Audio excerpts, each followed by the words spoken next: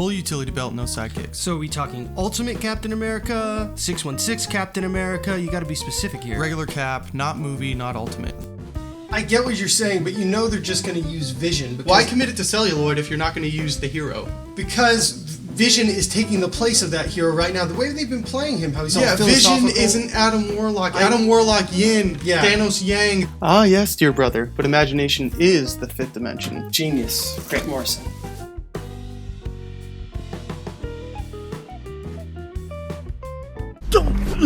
It's a music theory. Yeah, I almost touched it.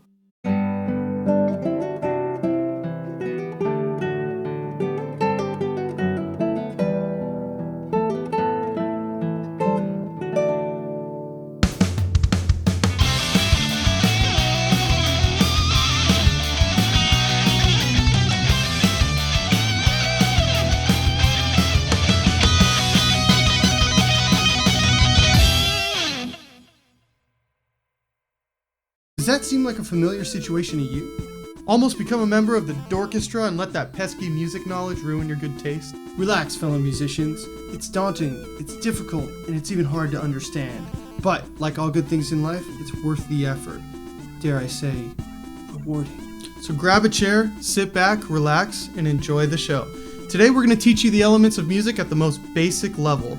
These fundamentals will help make everything else in your life easier. Well, music life. Regular life will continue as regularly scheduled. The first thing we have to do is define music. Yeah, it's pretty much useless, isn't it? It doesn't help me understand why I love Iron Maiden. Let's start even further back. In the beginning! Whoa, not that far back. How about a word you may have heard that's musical? We can all agree that you've heard of a note before, right? Not the kind we passed in class. Does that reference age me since we all just text now? We'll get into the science of what makes a note later, but for now, all we need to know is that notes exist, and that other notes relate to each other in some shape or form that make up music. But what are those relationships? High versus low. Man, I wish my voice would stay at that low pitch. I like being a tenor and all, but I'd rather just be a manly man. In order to start organizing music, we'll have to agree that relative highness or lowness, or what we will now refer to as pitch, is an important factor. Alright, but before we dive into our elements of music, let's talk about consonants versus dissonance. Yes, you've heard those words before, you spelling bee champ. Consonants for pleasing, dissonance for displeasing, or generally challenging. But how does that relate to music? If we're going to think of consonants and dissonance in terms of film and television, we can think of it like this. We have consonants, very Leave It to Beaver. People are happy, smiles on everyone's face, nice little whistly tune. And then on the other side we have dissonance, like the Saw movies. Heads are rolling, eyeballs are exploding, super hard to watch, yet you still do. I like to think that The Dark Knight is a healthy medium of the two. You have the hero's journey, coupled with an awesome villain who's very challenging to the viewers. Musically, that'd be like Bach. The relationship of consonant and dissonant sounds is entirely what drives music. Even the happiest of tunes have some level of dissonance because you need that dissonance to lead to a consonant resolution. Removing all value judgments, our taste is developed by that relationship. Some of us like more consonance to dissonance. And vice versa. This is the part you sing back to yourself in your car when you think I'm not watching. It's a single sequence of notes that is musically gratifying. And what an understated way to explain the soul satisfying... Don't worry, it's getting its own episode. Most music isn't just single notes played in succession though. We have harmony, which is notes played at the same time. It's the combination of simultaneously sounded notes to produce chords and chord progressions to have a pleasing effect. We'll also use it to refer to single moments as well as how they fit together. It'll make sense in a few episodes from now. Here's the beat, where's the beat, yeah. There's the beat. Feel the beat, you got it! That was an original song, by the way. And perhaps one of the most important organizational aspects of music. Without rhythm, music would just seem too random and our brains couldn't comprehend it. A strong, regular pattern of movement or sound, it really is the time aspect of music, or rather, how that time is divided and repeated. Guilty,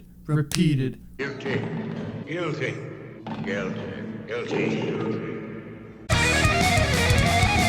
Tone. It covers everything from the sound of someone's voice to the pluck of a guitar string. I'd also argue that it's one of the more important aspects of music's accessibility. Because let's face it, if you don't like the sound of an electric guitar at full volume with high gain, you're probably not going to like the sound of Scandinavian black metal. Form. This is how music is constructed. Verse, chorus, solo, chorus, chorus. How music is organized. The musical architecture and how it exists in time affects everything from how we involve ourselves in the music to how we remember the music, and finally, whether we think it's innovative and creative or dull and boring. And apparently, how many albums the Black Album sold. Yeah, count the Metallica references. Is the music slow or fast from a comprehensive perspective? Tempo is the first element of music that sets the mood. It can make a sad melody sound goofy, and it can also make a happy melody sound schizophrenic. Loud! And everything in between. That's pretty much it for that one. Most music has elements of both, and how the dynamics are used also let us know where tension might be building. Like a scene in a scary movie where the volume swells just before you crap your pants. I told you that in confidence. So now that we have covered the basic elements of music, how should we organize them in our brain to help us absorb what will eventually be pretty involved concepts? One of the most common ways for us to understand music is as math. Let's see, we've got symbols that represent building blocks. Check. Signs that change value? Check. We've got simple rules that compound into greater formula that governs how we use the building blocks. Check. It's progressive by nature. It'd be hard to do geometry if we skipped algebra. Check. The further you go, the more abstract it becomes, and it's insanely hard to understand if you skip around. Check. Alright, I'm sold. Music is math. Or is it? Sure, many people choose to see music theory in that way, and they wouldn't be wrong, but I would wager that that view is incomplete. Think of it this way, how many people that aren't mathematicians sit back and enjoy a nice equation? The one element that's missing is the element of communication. All the aspects of math we mentioned can also be applied to language, yet language has the fundamental difference of being understood by the many, even as it becomes incredibly more complicated. In fact, oftentimes as it complicates, it becomes more enriching to the receiver. Shakespeare, anyone? If music is like language, thinking in terms of letters, words, sentences, and paragraphs, grammar, dialects, and isms or slang, otherwise known as vernacular or colloquialism, and relating that to how we view notes, chords, scales, harmony, and the other elements of music, together will greatly increase our chances of understanding how these subjects function to make something that communicates to another person. In the end, saying music is language or math might not be enough because, as an art form, music often expresses the inexpressible. So now that we've established what music is and ways of understanding it, you might be asking yourself, why? Why do I care? Music fans will be quick to answer. What about your favorite band, Metallica? Do they have degrees in music? Can they even read music? What about other famous bands and artists? Some of the most successful artists in the world have zero formal training. What if we were talking about another field? We're on YouTube, so let's talk about computer sciences. Okay, sure. So if you didn't do what Bill Gates or Steve Jobs did in their respective fields, then you failed. Yep, if you're in a garage band and you're not the next arena headliners, sorry, you're not a musician, so you can officially switch fields. You see how ridiculous this logic is, right? The real thing to ask yourself is, why do I want to be a musician?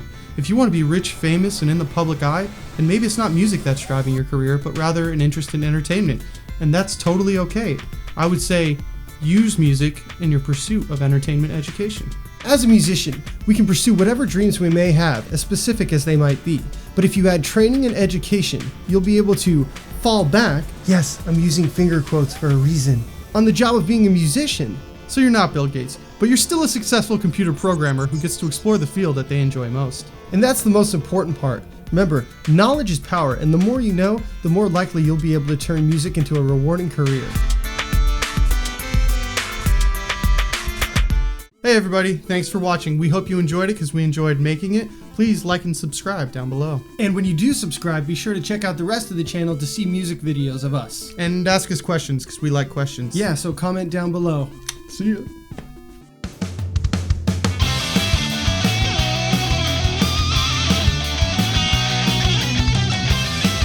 Yeah, burden of writing fell on me. Repeated. That whole time I was holding that sneeze, we can edit the repeated. Conversely,